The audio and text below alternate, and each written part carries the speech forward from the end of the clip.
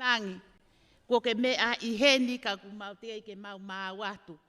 Kore atu, kau pure ako, mo kau whai ako, singahi mātu a tau whanau.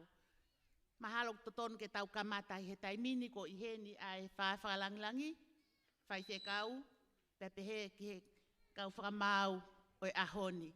More more atu, tukumua ke tau kamata aki, ai lotu I he pongpongini. Ki mua ia,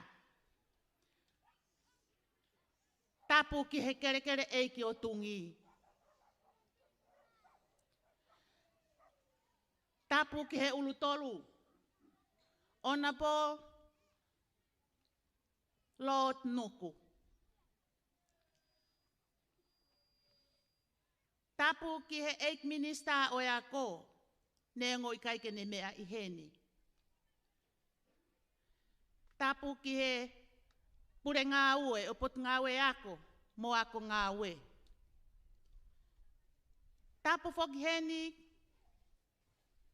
kia tupau aho mee, o kune mea I heni, ke kau ngā ue whakataha mo kau whakamau o aho. Tapu ki he malanga, moha tāpule. Tapu ki he whai whekau, o kune whai ho tau lotu, o ngā ue mahu inga o e pongpongini. Ka tapu atu, singahi mātua, tau whanau. A mō tolu mō fuesia e whatongia mamawha e aho koeni. Tapu atu, kau pure ako kotoa e uofulu mātaha o vahe hahake. Si kau whai ako kotoa, mo fuesia e ngā ue e aho koeni. Kai maa si tau whanau. O nau tolu o nau whai ho tau whakawhiawhia. Mono pao tolo aki. O I ngahi whaiva tu ufonua o Tonga. Te tau wakai ki he ahoni. Tapu ki he sola mo e vulangi kotoa. Mo tolu o tonu ke au atu ki e whakatapu. Ka atamua, ke whakahoko e whatongia, ne loto lele ki aia eik minista, me pure ngā ue, o e potu ngā ue ako. Ke whai hano whakatolonga, mono pao tolo aki, o e whatongia, tuku whanua o Tonga, o kune tala ho tau Tonga, I he taimi kotoa pe. Kore ke hufanga atu ai. Ka tā ke tau kamata, e tau kātoa ngahi ahoni. O kore heni ke he whai whekau, ke ne kamata e tau lotu mālo au pito.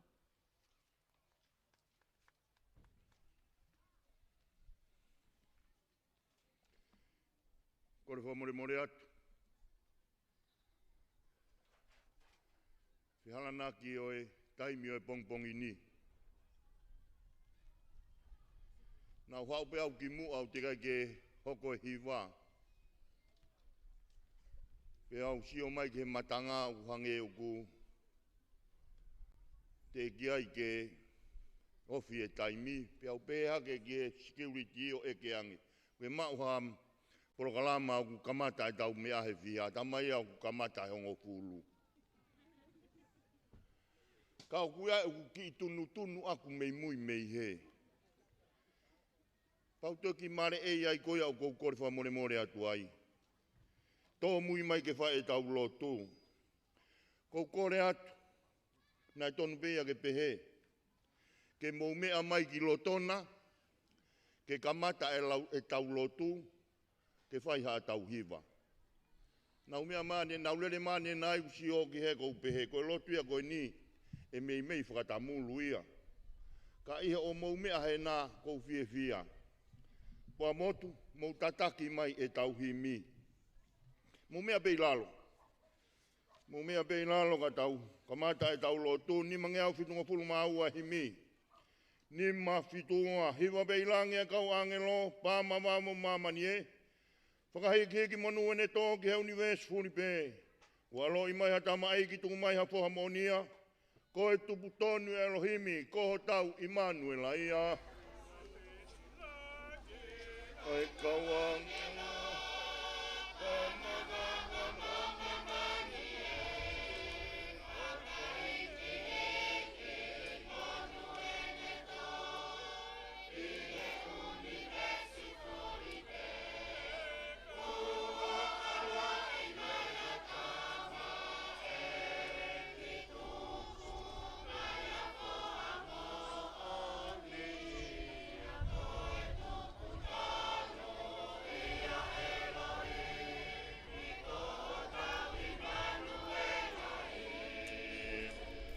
Si ono hua wha kulau me mua, tu ko whakao fo he wharei.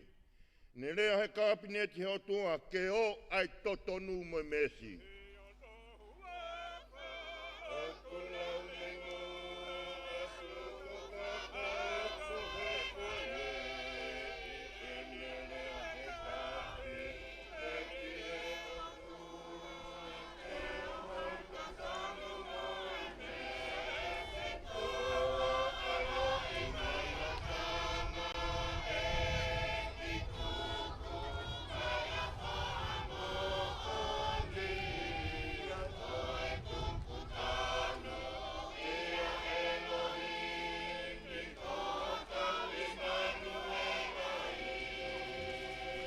Wes whakaosi e ngā welahi koe whakaosi, whetu usi mo e tau whehia.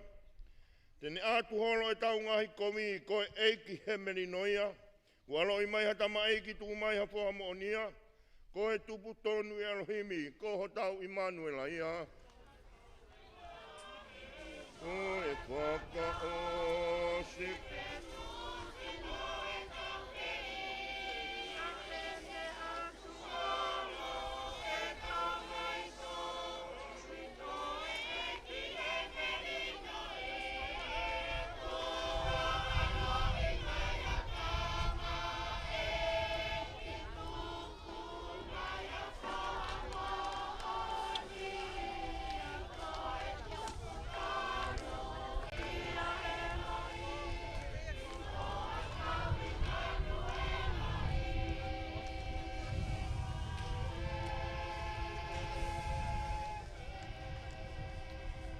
Te ulau atu ha tau wholofola. Ke whaia ke tau lotu whawhitai o e pong koini. Toia pe me he taha peo e ngahi le soni. O komi ke whaia e whakalaulau loto o e ahoni. Wa furu maa wha e ngahi same. Unuaki ki ene osi. Ai au peheo no hiki, oku o sihova ai whonua, mo e mea oku i ai. A mamani, mo e kau nofo i ai. He ko ia ia na ane langa i he ngahi funga tahi, io, ko e ngahi funga au o kune whoto uma uai. Ko hai e hake ki he mounga o sihova, io, ko hai e tu i hono potu tapuna. Ko e aku ni mamaa. Mo loto ata. Ko i kai tene tuku hono laumari e ke muna. E ko i kai tene fuakawa ki a kākā. E mau e iha tāpuaki mea siova. Io ko e maoni o ni me o tua. Kono whakamou i anga ia. Ko ena ia ai tau tangata o kuhuhu ki a te ia. O kukumi e o tua o se kope ki hono fofonga. Ai ngahi matapā. Mo hiki ho mo uluna. Io mo mahiki a ngahi matapā tupua. Kai hu atu ai tu ilanglangi. He ko hai e tu ilanglangi. Ko sihova. Ko e toa mo e mafi. Ko sihova. Ko e toa. Ko e whipaki. Ngatanga ia e wholofola e pongpongini. Ko le peke uhufanga atu e Tatakamotonga. Ka tupe mua ke u, whamama atu ai pot wholofola koeni. O whanga hai pot wholofola koeni o whakamanatu mai ka teki tautolu he pongpongini. Ka inga. Ko e mamani koeni o kutau iheni ai. O kutau i ai. Ko e mamani o tua. Pea koe mea ko tope o ihe mamani koe ni koe mea ai o tua. Hilo pena tau whakakau pehe. E tau o mai he pongpongini ko ki tau tolu koe whanau ai o tua bikai. Pena tau teu pepe tau hanga noa ke tau o mai koe uhi. Ke whai mo whakakato e whatongia e pongpong koe ni. Koe whatongia e pong koe, koe whatongia koe whai ki o tua. E koe mamani o tua, pia koe ki tau tolu koe kakai a ana. Tala mai whatsa me, to oi matapā kai hu e tu i langi. Utala noa e puna ke, ko au ni ho matapā o ko au tuki atu. Toki au. Ko e matapā, ko tau loto.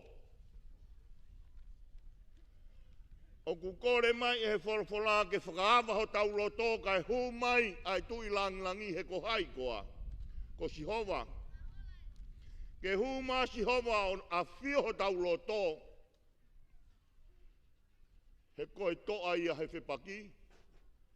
Koe toa ia i he ngahi mea ko toa pe. Ka hua Sihova i ho tau loto. E whai merino e whai hoi angani. Ka hua Sihova i ho tau loto. E whai maa oni e whatungia i he aho koini. Ko whatawange ia oi whorofora oi pong koini. O ke whai tāpukina ke tau tolu e heiki. Ngau e u tau whai i he aho koini. He o kune i heni. Une a whio heni. O a whio hifo ke ngau e u tau whai. Koe tau ngau e u whai ke lang i ai. Ai o tua ke tau lotu. E Sihova. Ko koe pe ho mau o tua. O ku mau whakamooni atu ki ho wholofola. Koe universia, koe ni koe universia o e a Fiona. He ko koe nā ke wholofola pena i ai. Pea talu. A ene i ai o tūtai ai ai universi.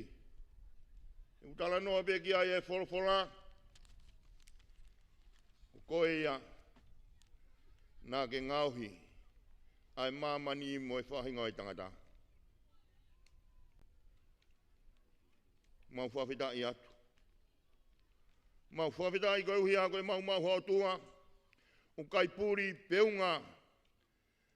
A ene whawhonga mai ka tiki mau tolu. A ene whanau. E koe whanau. Koe pere o whaanga o e a Fiona. Neongo e mau tonu nou. Kai tau mai a. Ko ke situ a me tiki mau tolu. Ko tala noa ia e whatsa me, ka pauna ke nofo ke lama kovi. Ko hai e tu he bongbongini.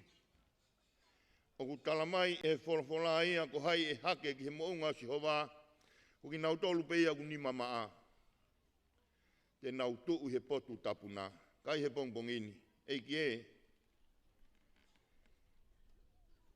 Mau whawhita i atu. Malo hoi kai tiki hanga whakamau ki mau tolu whakatatau ke mau whakapiangai. Kau ke whamau ki mau tolu a ki ho maa oni. Pea u mau lawe monua i he pongpongkoi. Mau kamata a e wheho anga koe ni pea mau kamata mo a Fiona. O toi whamanatu mai hange koe a o e wholwhola e pongpongkoi ni. O kuke a whio i he universi koe ni. He koe universi o e a Fiona. Mo e mea kotoa pe o pi ai. O tua mafi. Tūmua ke hoko ai ngāu e ukwhai e aho koeni. Ke hāi ho langi ho mafi. Maulotu o kori ki ho awhio. Wāwangi ho mauloto. Ka ke hū mai o awhio ai. Ke mau whai whiawhia. Whai merino. Ai ngāu e o aho koeni. Pea tū ke hoko ai aho koeni. Ke mau tutuku. O ku mau whiawhia. Mahino kia tiki mau tolu, koe tutuku ai ka inga o a Fiona. Whai tāpukina e whakawhalangi lot nuku. Kei whakiwi ka te ia. Tūpekene kei ungat hi o a Fiona. Ke mau hola o toi at ki a Fiona he ko koe pehu mau maulanga. Whai tāpukina e kau ngāu e o aho koeni. Kau whai siwi, pia pēke si o mo i kau ngāwe, eki ko ki mautolu ko whanau pea e a Fiona. O mi haiwi. Whakaiwi a ki mautolu, ke mau whai fia, mau whai veke, ai whatongia ko e whatongia e pe ia me e a Fiona. Whakatoa e lotu, kei a Fio mai ko e mau tamai mu mau tua, ka mau nofo atu ko whanau. Tali mo e lotu un mau whai ni un mau kore ko tō pēni hua whaalo ko sisu kalaisi, ai nā kia ko mai ka mau ka lotu pia mau pehe, ko e mau tamai ku he wani, ke tāpua ho huafa, ke hoko mai ho pūle, ke whāwhina ngāro, hange koe e he langi, pe whoki māmani. Ke whāki mai aho ni a mau mea kai ki anai, pe a whakamore mau ngahi anghala, hange koe mau whakamore aki nau tolu pua pe ku mō mai. Pe awana e whauki mau tolu ke hai a, ka whāwhiki mau tolu me whiri, he o ai pule, moe mālohi, moe koloria, o tai ngata, pe tai ngata, emeni. Amen.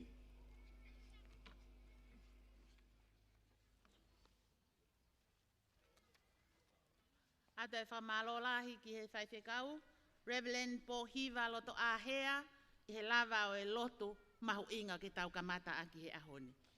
Kore heni ki he pure ngāue, putu ngāue ako mo ako ngāue, Dr. Tankina Skin, ke ne whakahoko atu ai lea taritari o kātoanga o e ahoni. Malo.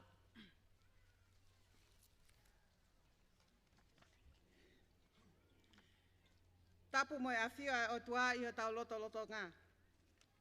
Whakatapu mo e whakaafi whakalangilangi o kātoa ngani, eiki no pere nuku ka koe eiki minister polisi mo e tāmate a whi. Whakatapu atu ka rere noa pia mo e whare amatāpure.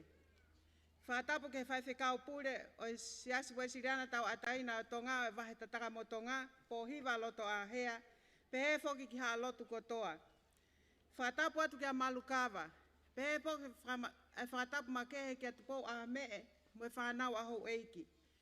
Whakatapu atu kia ariferet whanua mo ki nau tolu kotoa pehe kaupunake, o tau i heni i he kātoa ngani. Pea kou kore, ke ukau whakataha atu pē, pia mo e whakatapu kakato ko kamata ake a e tau kātoa ngani, ka e tā mo oku ke whakakakato atu ai whatongiani. Eiki no pere nuku, ko e kātoa ngani, oku ne whakatupu mo whakahoku, ai ongo oku whakamāwhana, ongo oku whakawhiewhia, ongo oku tau mahu inga ia, mo kau whakataha i hono whataki mo poupoua e tau whanau, ke na wako e ngahi whaiva whakawhanua o Tonga. I kai ngata ai o kune pao toloaki e tau ilo ho tau historia whakakolo mo whakawahenga. Pea mo ngahi uhinga loloto e ngahi taanga, pehe ki he ngahi maa imoa o e whare o haa mohe o fo. Hange koe maa imoa e taha ai kuini o Tonga koe ne unga whanua, kuini saalote tupou tolu, o ku iloa koe he uhilana e tapa i he Tonga, aia o kuiai ai ongo vesi koe ni. He uhila ne tapa i he Tonga, o whanguna e whangalongo noa. Isa, ko siusi e te ofa, pea ala i loto nuku alofa, koe whakamaunga e tala noa. Kua ake i manatu kakala, loto mua mo e vao hei lala. Whala moho koi mo e vao mapa, tala pea ngalu mo e hao whanga, mate anga o e tui lava. Whakawhakalangilangi, iyo o longo kātoanga e ahoni. He ko tapa e uhila me he Tonga. O ne whanguna e whangalongo noa, pea kune langai a e tau manatu kakala, ki loto mua mo e vao hei lala, whala moho koi mo e vao mapa, tala pea ngāri ai mo e hao whanga whiewhia o e ahoni. Eiki no pere nuku, o kui kai hano tatau a e mau whiewhia i he ahoni, i ho mea mai ke whakalangilangi i, ai kātoanga whaiva whakatonga, ai ngahi lau to si a wahe Hahake uluaki. O kua whawhawhonga i atu hene a eiki minister o ako mo ako ngā we, Honorable se a osi ofa ki waha wholau so wareni, pea mo e potu ngā we, ai mau taritari loto vela maa whana e wheitu una ki he kātoanga o e ahoni. Neongo pe toki whakahoko ai laka ia e fo inusi mei loto poha a pongi. Ka oku tau whakaverevela atu pehe ahoni. Pea lava mai mo e longa i whanau o e ka inga o Pirinistungi, me whanga ko whewhe ho loto, ke tafi e mala e whaiwani he ke maarerei, ka tau toki tuku atu ke tui ai fo inusi a pongipongi. Ko e polo kalama whaiwa whakatonga ko e ni ko e konga ia palani ngā ue, ai potu ngā ue ako mo ako ngā ue, ma e ngahi ako loto mo lau tohi si o pure anga, ke whakapapau i ko e tau ngahi whaiwa whakatonga, ko e taha ia o e konga mahu inga, i he whaunga, o e mo ui ai whanau tonga. Pea ke nau mahu inga ia, i he e tau koloa ko e ni, mo tau tuku whakaholo. O kuiai pea ngahi whaiwa tuku whakaholo ai ngahi kolo takitaha. Pea o whakahoko pe ia e ngahi lau tohi sii, i he ngahi kolo ko ia. Ko e taha ia o e tau mua mahu inga o polo ka alamani, ke whakatolonga ai ilo mo e ngahi whaiwa takitaha, pea ke ako i ke iki pea e whanau, ke nau pore i ho nau tala whaunga, pea e talai ho nau uhinga. O kuat fo ke a tari whiawhia ke a tek mautol kotoa pe. Whanau aho eiki o tau heni he ahoni. Pehe ki he whaiwhe kau moha lotu. Ke a teki mautol ngahi mātua, kau tau hi whanau, kau a ahi kotoa pe pea ke sola moha vulangi o tau whakataha i he kātoanga o ahoni, ofa ke tau mauha kātoanga whiawhia, pea whonu i he merino foki. Ki he kau puna ke, ka koe kau whakamau, pa koe kau sivi o ahoni, tari whiawhia ki mautolu, mo e whatongia mamafa o mo fuosia, ahono whakamau i o ngahi whaiwa. Ka ko mautolu pe foki o mo sivi mamafa. Ka neu kau au he kau whakamau, neu ai au ke mahanga kotoa ngahi ako. O pehea tari rei ki mautolu kotoa ki he api ko whakalaa. Ofa ke tau mauha kātoanga whiawhia mo whakamawhana, i he ofa tātāha pe a eiki. Lewa e malanga kau tatauat.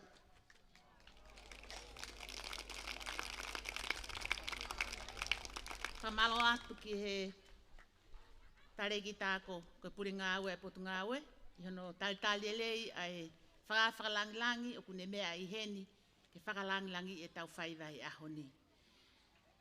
Whakalangilangi, koe whaiwa o kune tawhimala e i he aho whaiwa o tau tolu i he ahoni, koe whaiwa me he GPS a fua motu. Pea o kui ai hono tala, koe o kuata e kore kau whamau, pa peke eiki whakalangilangi. Koe tala o fua motu, pea koe tuku whakaholo ia, ko pau ke nau tawhi e mala e, ke ata, pea maa, pea toki hoko atu hono ngahi whatongia o e aho. Whakamalo atu fua motu, ho mo kei whai mai e tuku whakaholo, mangahi tala tupu a koia o e whonua. Koia ai kau e whamau i he pongpongini, kore whakamore atu. Te nau kamata aki ai tawhi. Pea toki whikau atu e nau tau o lunga.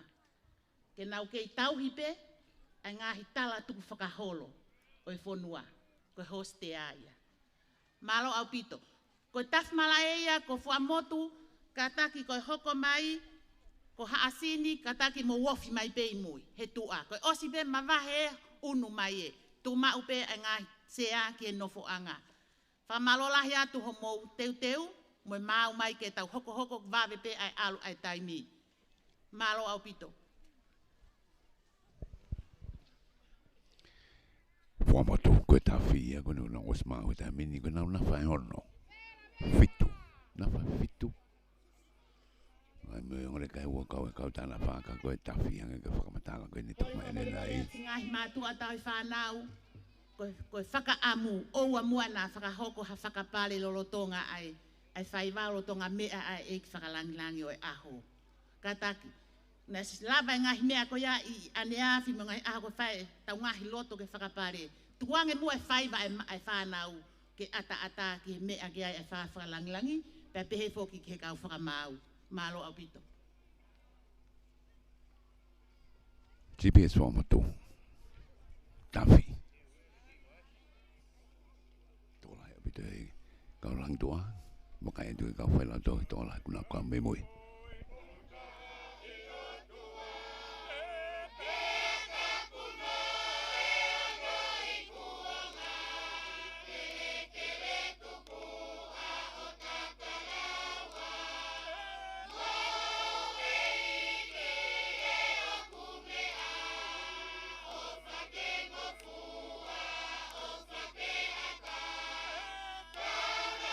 See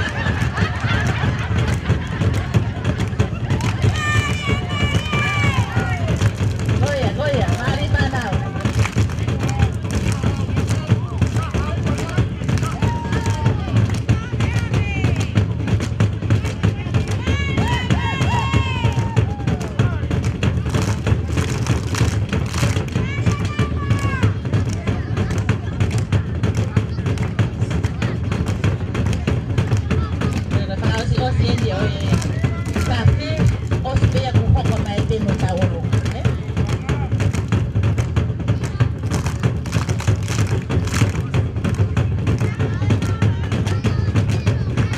Katak te hasini te te umu mai te ofinai.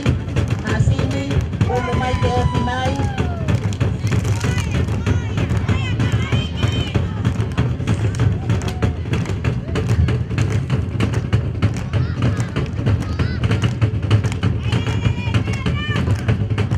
Mari panau, toat.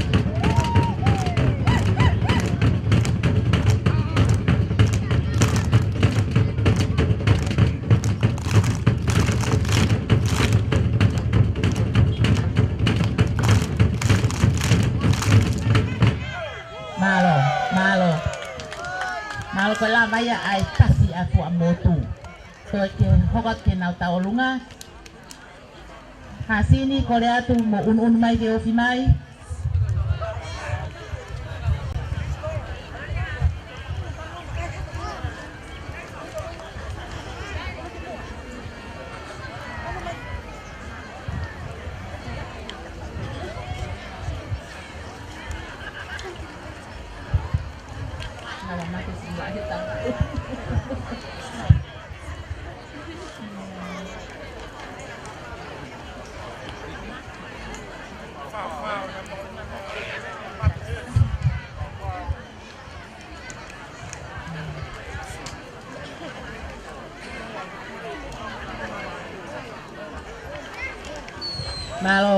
Malo fuamotu.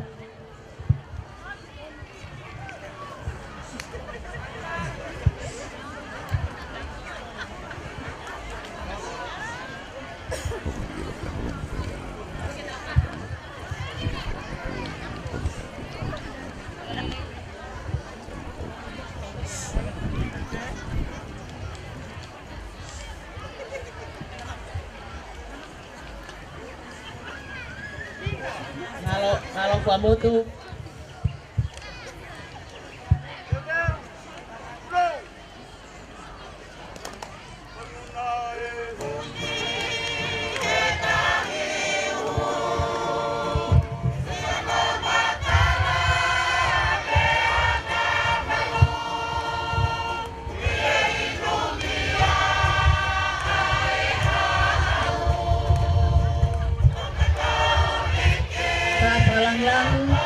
Dengan sasi tahu olonga oi aho kata amu kita ope dengan taanga eta hine ko kuin salote ada tahain dengan taanga kuin salote na ane fau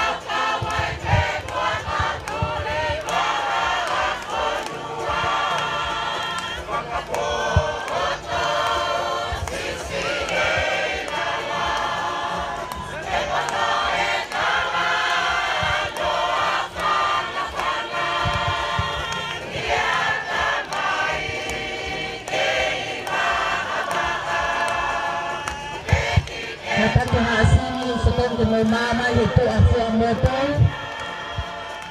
Mga ofisano katang takoni atu ki hasini. Osipon ke mo mama i may ese taulunga.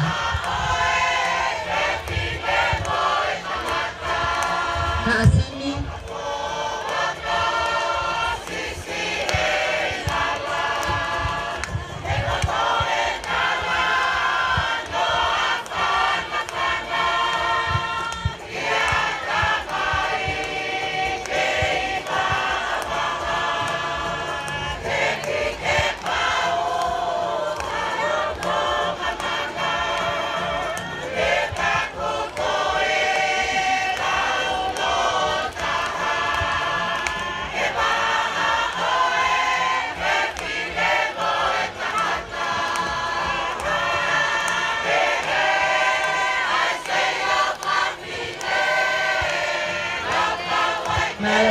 Malo, kamay kita ulunga.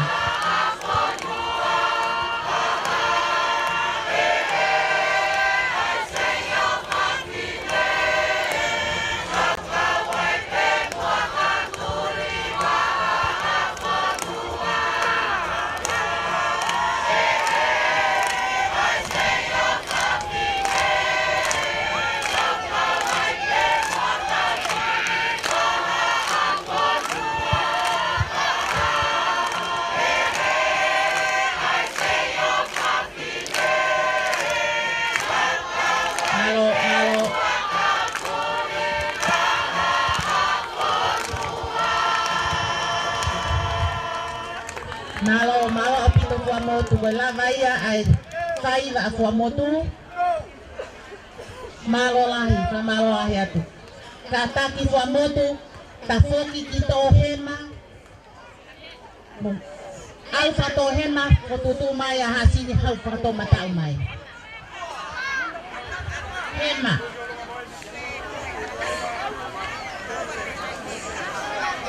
malo apito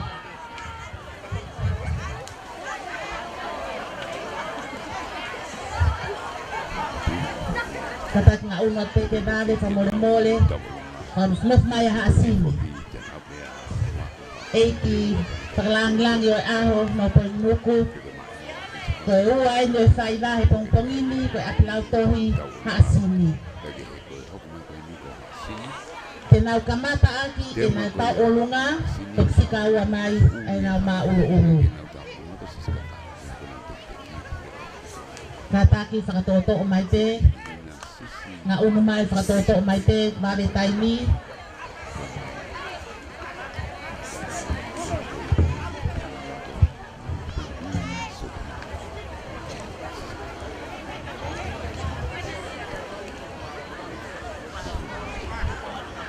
Kasalang-langi ihahoni ko ngahi ma ulu-ulu kung iya ngahi ma ulu-ulu ko tukus kaholo may temiyono aho ngahi kolo kung iya ngahi ma ulu-ulu ko faupe ikaw fayako ko naupleako sakafasi mohono sakahaka iya ngahi ma ulu-ulu na ngawe ake ngahi fasi ko osi ngawe aki pe ako na fakahaka pe ngahi fasi ko yang ake ngahi ma ulu-ulu ihowani tawakayay eki pasalang-lang o hasilin ni ko na malae kenau kamata ake na tao ulunga tatagpongwa ni enau ma ulu-ulu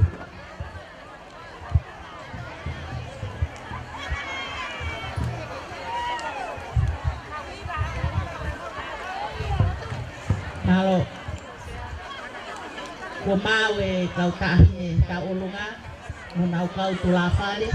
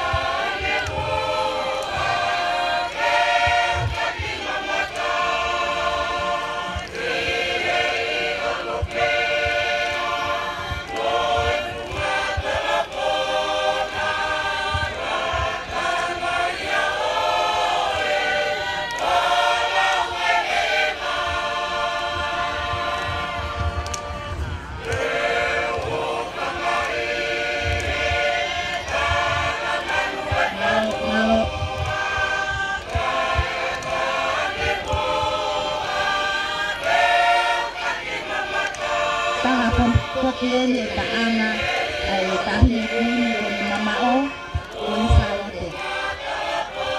Tana pene ngane aku Tongatamotonga. Ngah ta ana o ya. Ngah ko impana o. Kana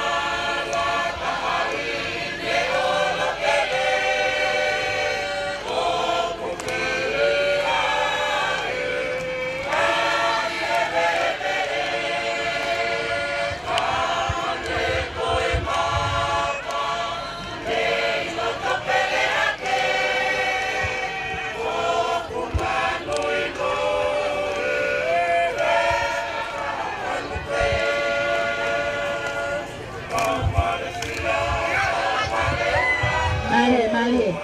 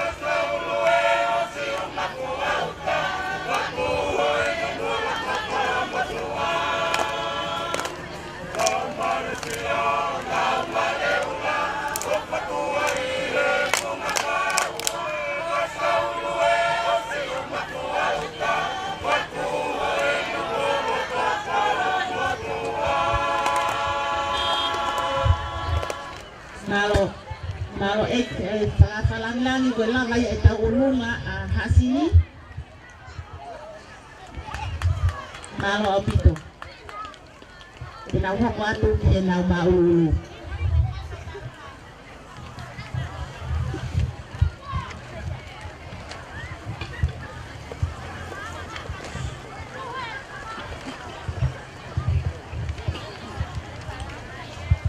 Nalo hasini.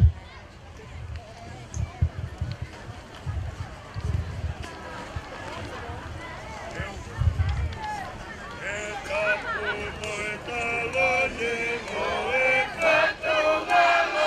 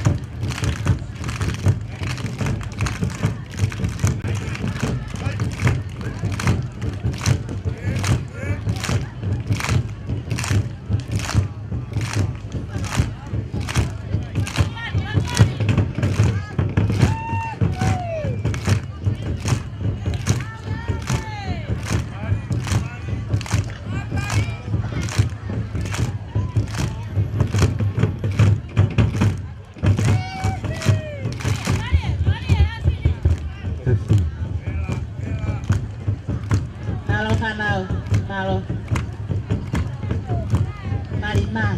Oh iya.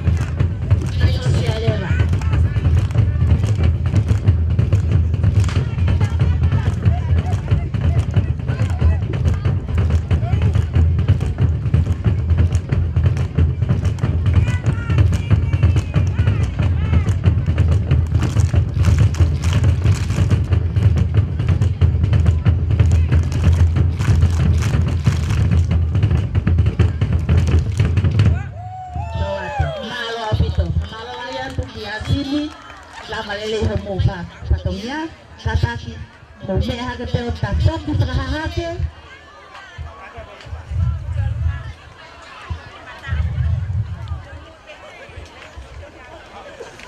Taukolo sa Hahake lava tuai mai leva a GPS atere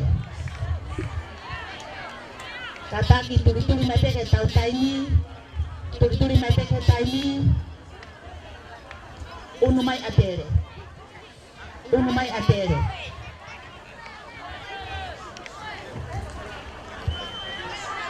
Tataki atere tau katoto Lua mai ke toto Moimoi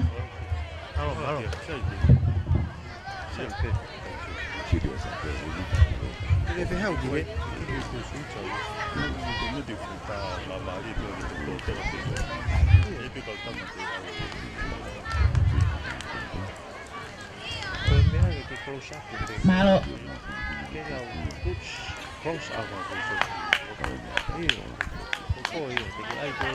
Katalangi Eke mea ite koe taha ile ngai apia ko lalahi Hahake GPS atere Ngata meiai a Hahake o whae mai ai ki muhonua taha ile ngai apia ko lalahi Hahake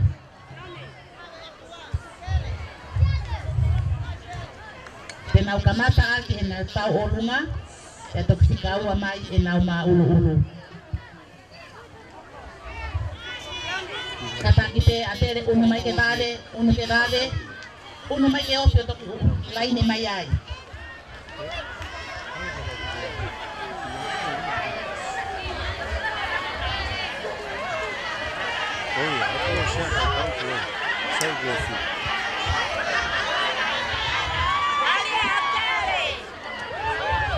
Malo, kata kau saya kau tekan hake ke dade.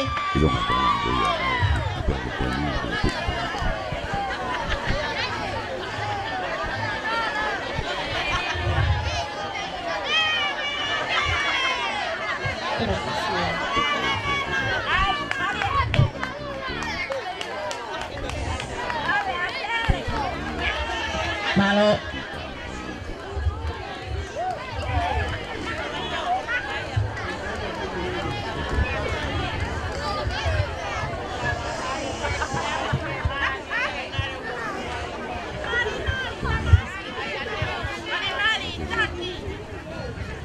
Malo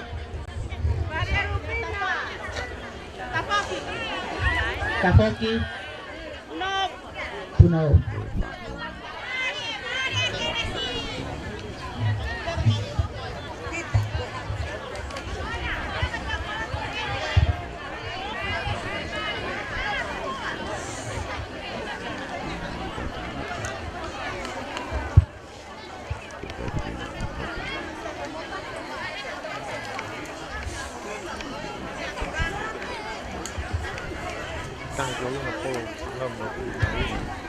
Manake Takahoko e Taukolo a GPS atele ko mau e kau pasti me Taukolo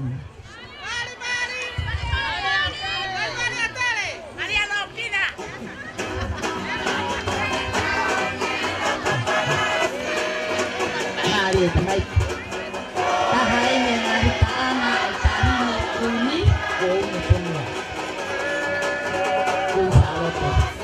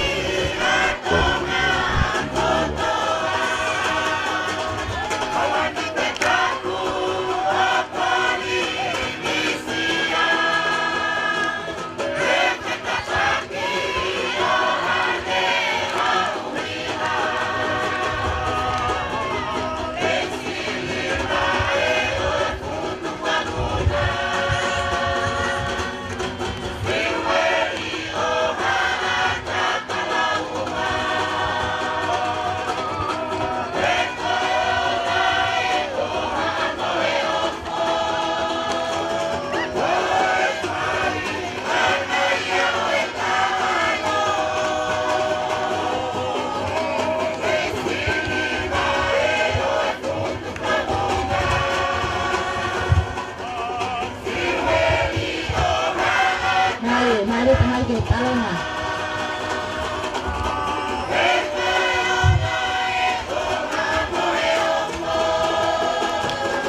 Mari tamea.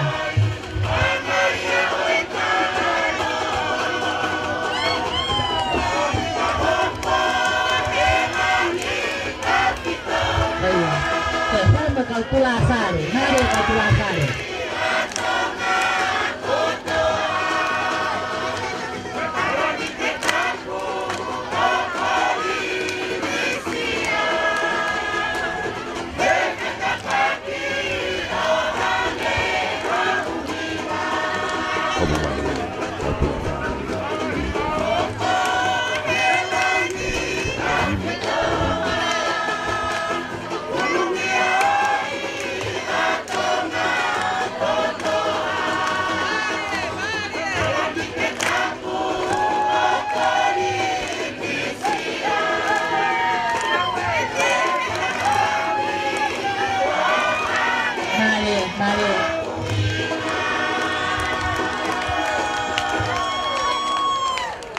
Malo lahia tu he Taukolo ko de lavaya malo au pite no Taukolo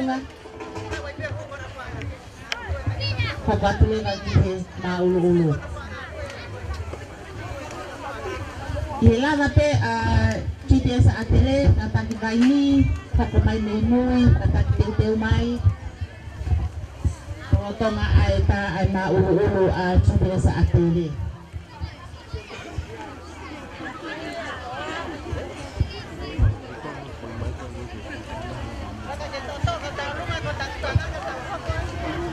Taukolo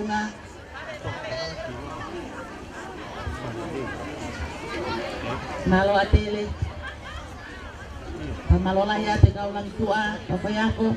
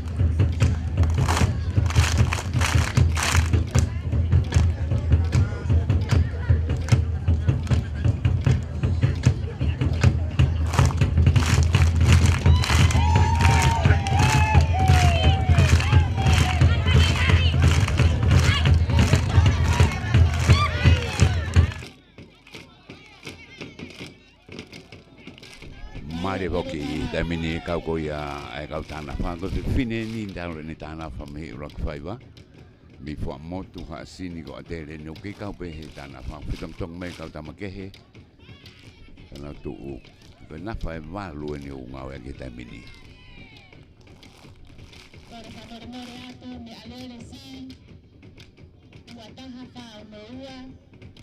mata mata le de vakaya de tola ya pana wako taha e nau haka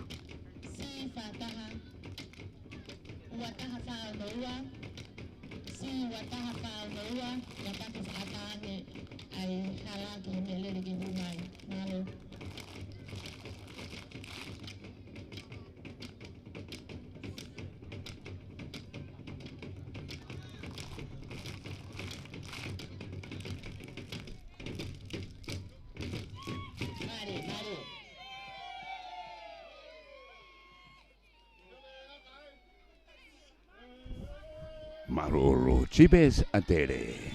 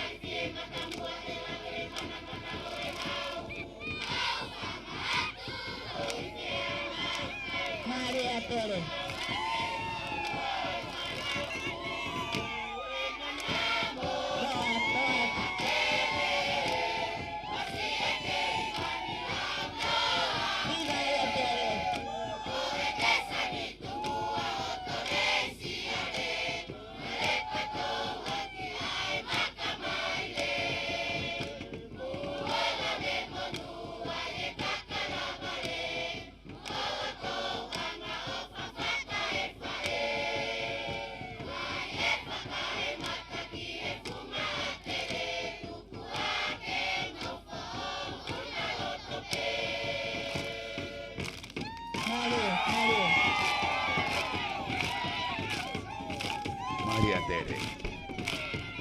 Tango te ala whaupuria se kono mairangi.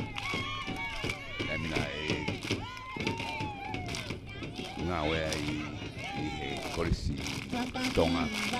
Kai nopo mai i a tere si i a bea kou. Tentang transaksi a CPS atele. Amanaki pe ko mama ya maini.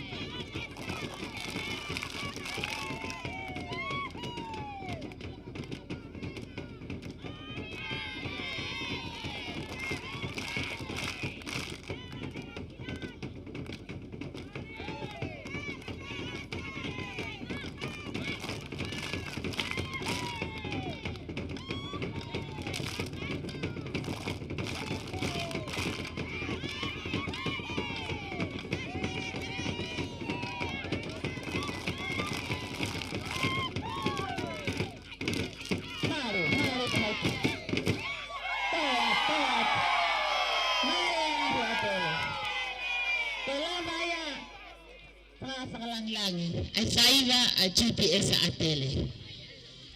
Paiva hono tolu. I katoanga koe olot ahoi programa hoa koe Vahenge.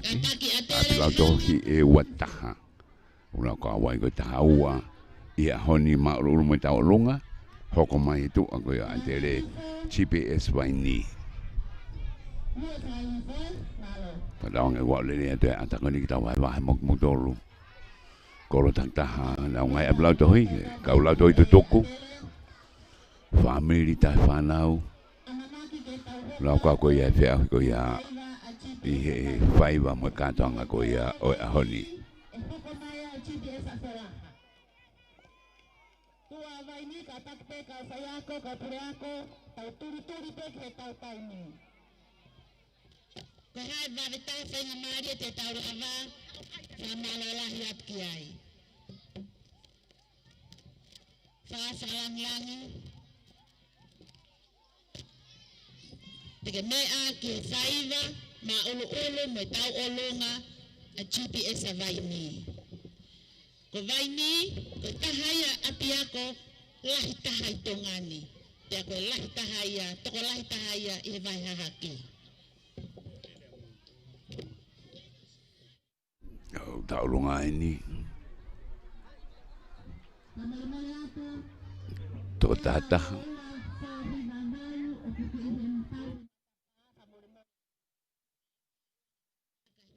Lele me tua ela ua fahiva valu malo Nau te unga hina ko tō be whoka tangata mōwhi whine Ta wala roke he ko tō be Sislo si Ka hoa ka kara tek teki Frufru mo hine hina be vesa Mai re ni ma pe moi wae Mata lere i wha te wakai at ki ai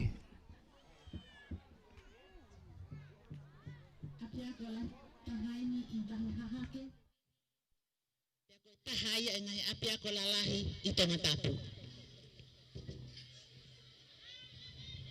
Katak vaini whakatoto mai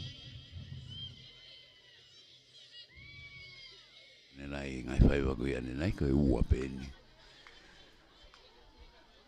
Ai nafu koe ungawe aki e GPS waini Mata lere apito e te unga koe e kau tau lunga Take a proportion and I go and then I'll get un kiloto. I get un kiloto.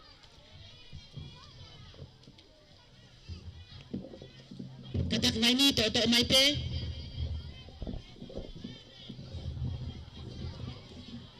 Okiai e ki e te au. Tau lanu melo foi ki e ua, ki me alele. Okiai tau ne toa ne ki. Ma watu me te au.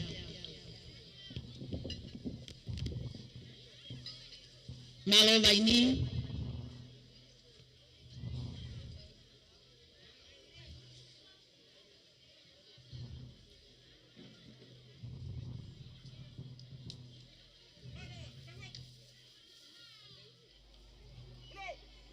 Malo.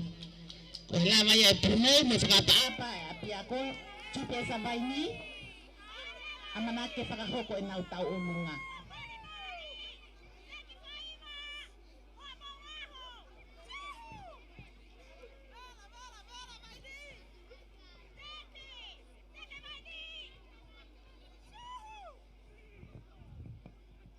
Malo vai ni.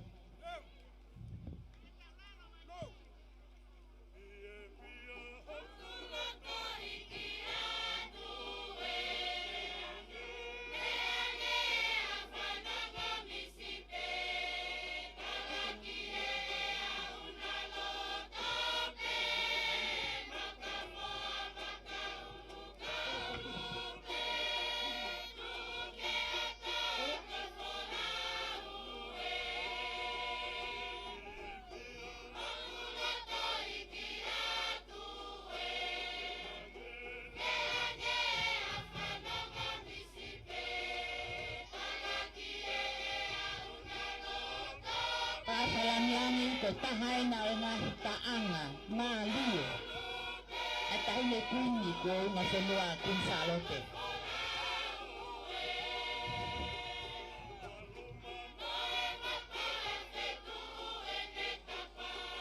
Kono nga hilea na aningawe aki.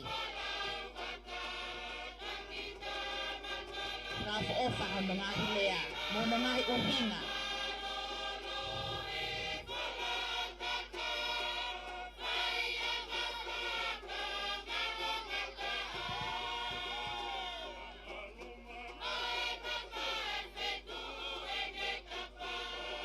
Mari kamay kihaka.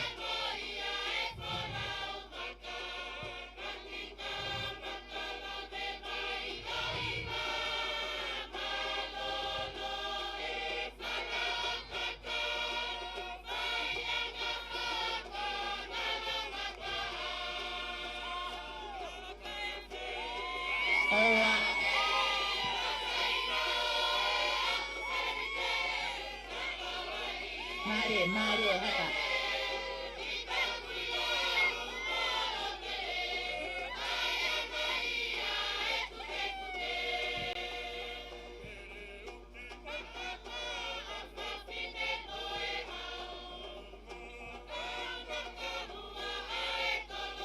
Mari.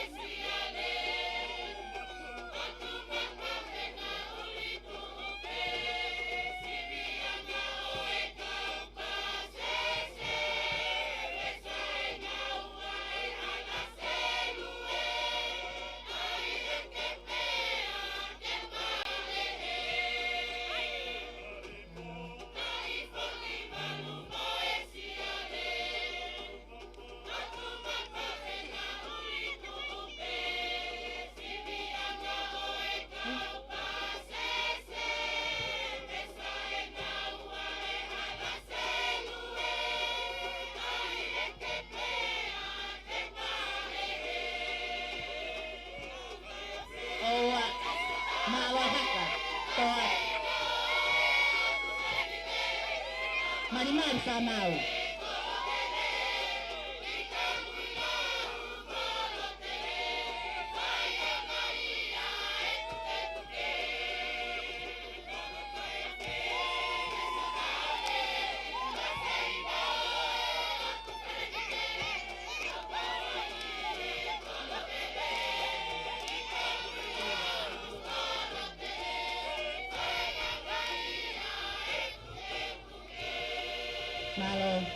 Malo vai ni wala vai ay Taukolo at GPS vai ni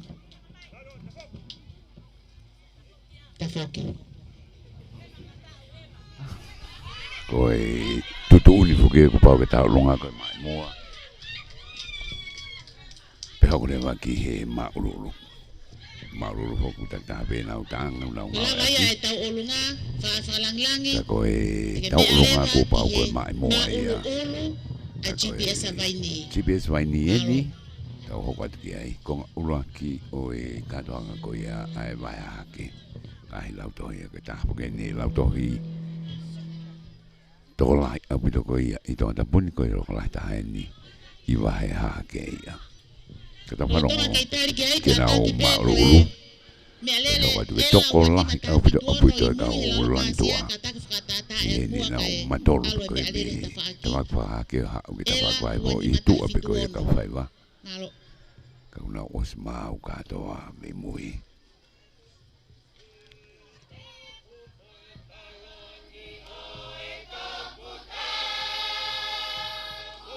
Tonga e tō koe ka whai ako. O mnau kau matu me whanau ako. I whai wa.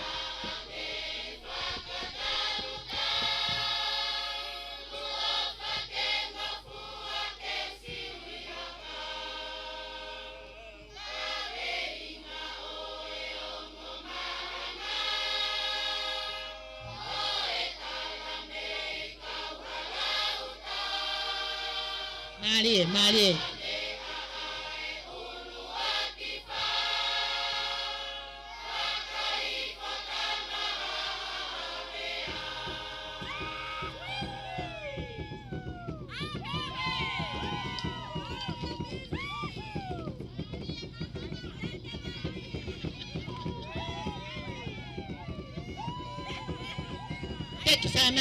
Take your time out.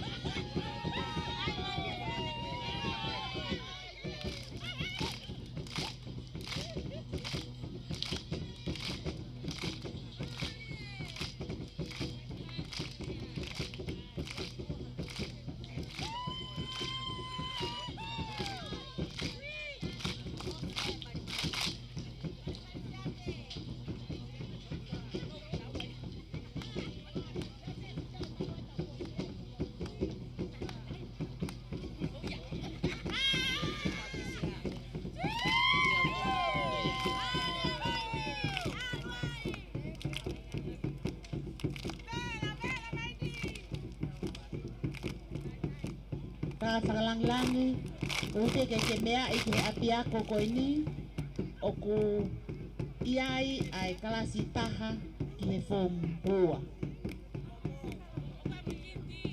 Aia o ku iai e nau ako toka mua. Whakapiefia au pito ai ngā ua whakataha ai kau whai ako ko toa te i he api ako koe ni.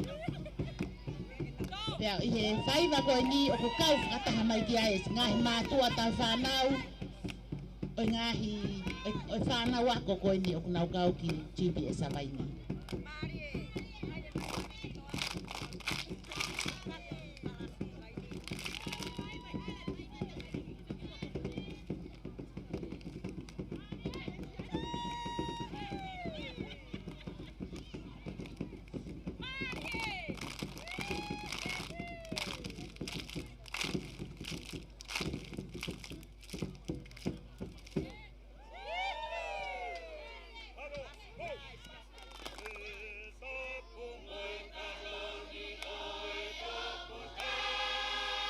Viva Pamau!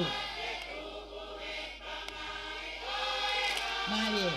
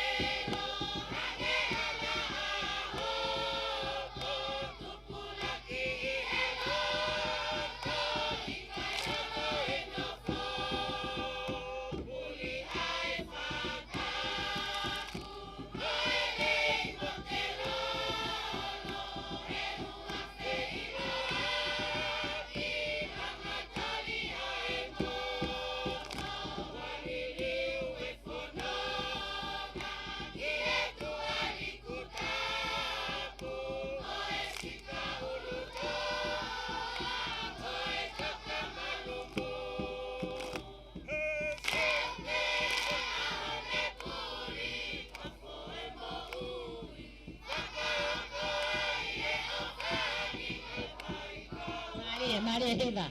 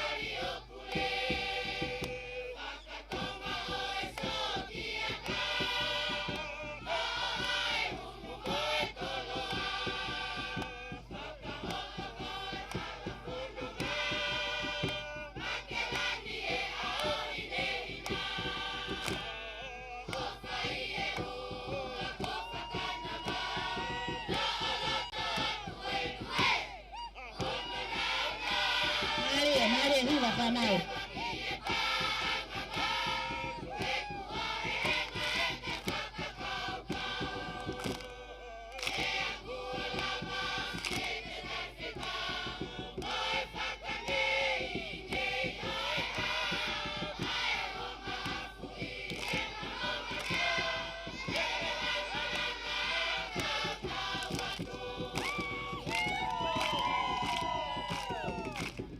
Mare Vaini. Vaini fica whaia e honi. Tau longa mo ma ulu. Hoko mai na tua folaha. Pea long teme pea malolo le vai konga longe a honi. Kakoi konga lua kieni.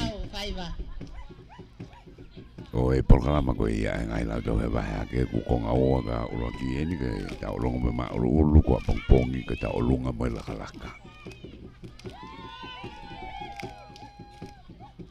Patong kita wai wai mafana mo fifia ko ia fana wako. Kau fai ako, kau tai whanau, ai mātua. Mokina tau luna te fua i whala a. Tua e GPS moa i Tatakamotonga.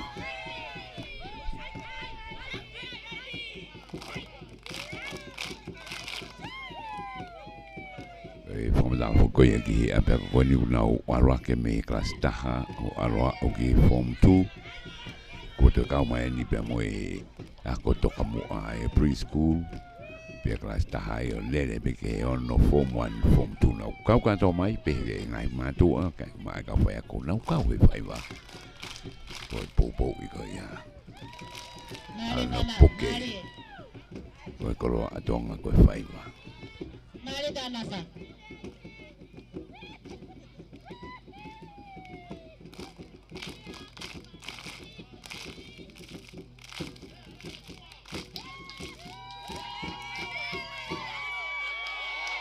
Halo. Mare Vaini. Kalangilangi ko e lavae ai whaiva ma ulu pa pehe ke tau olunga e GPS a Vaini. Katak Vaini ta foki whakahihifo. Ta foki whakahihifo. Kataki lue ai. Uno mai lewa e hoko mai. Kada Vaini o ta foki whakahihifo me mi whepaki kau mea. Kage. GPS Vaini. Malo apito Vaini, whamalo atu ki he singahi mātua, pure ako, kauwhai ako, he ke whanau. Lava e whatongi ako ia. Kore atu wholaha. Unu mai a wholaha. I e tu a wholaha kolongo teme. Tu a wholaha, GPS a longo teme.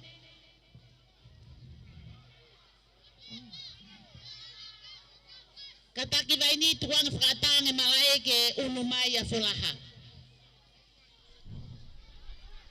Wholaha ni uwhako mai.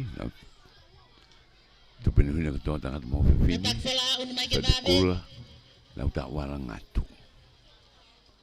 Me lai taha e kupes ko whatonga e dikuta klau pere toa. Pe poko na o siska kala. Kawa Ie tu kala. a wholaha. Te ki kula mo hina. Whapo whapito. E te unga koe a wholaha. Toi toko lahi mo nau ka ulangi tua. Te kore atu peki he me alele si taha fitu whao no pito si angene ko ta ho ko ki vai ni. Ai feitu ku ke iai ka atanga me alele ke alu. Ia Si taha fitu wha ono. Na fu fonu fo pa te whakatoko lahi ko ia e ai ngai sea ki e whai vai ni ko nau toko lahi. Ka ko ni ko wholaha nau ki toko si i ngi nau toko ke ai ka nu nau te unu. Ko unu ko ni ko ke nau i lotu maari e pe. Ki te waki ko ia kamata. O e whai wa.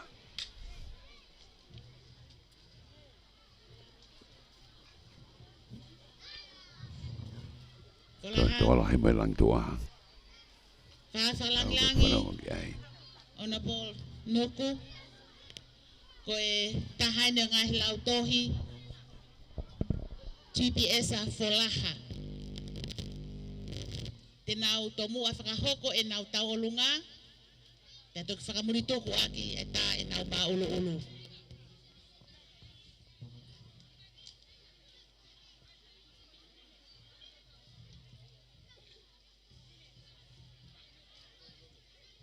Unak peki loto ke loto mali.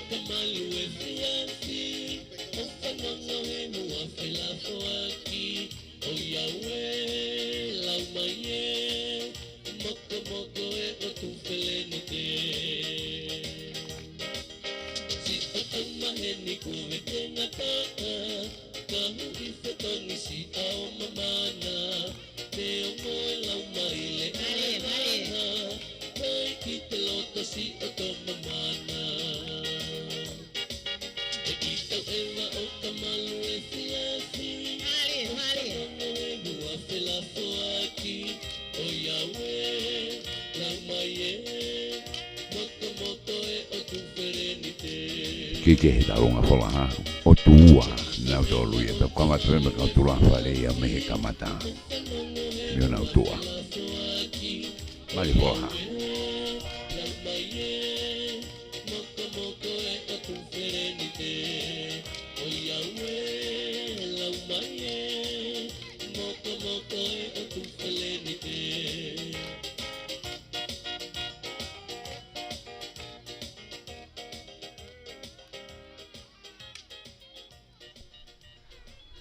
short and sweet. Ta runga ia. Para ula do me folaha na o te ke na maruro. Malo folaha. Lava ia e tau olunga GPS folaha. Te tau hoka tlewa ke na ma ulu.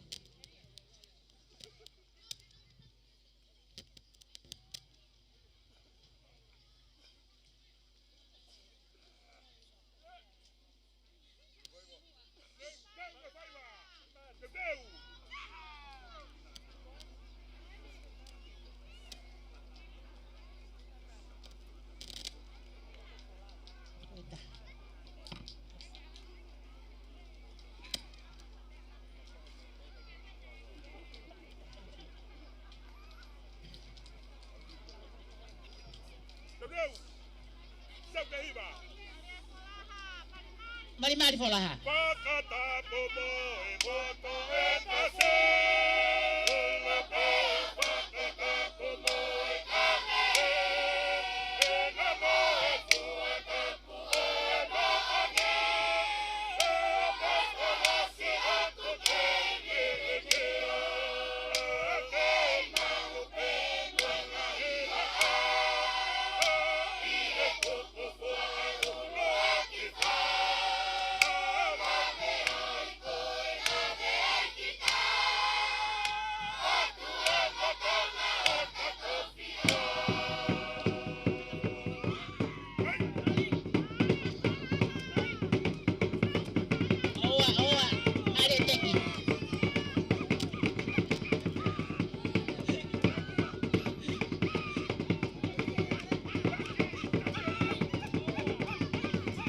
Menu tau i koe mos e whateki.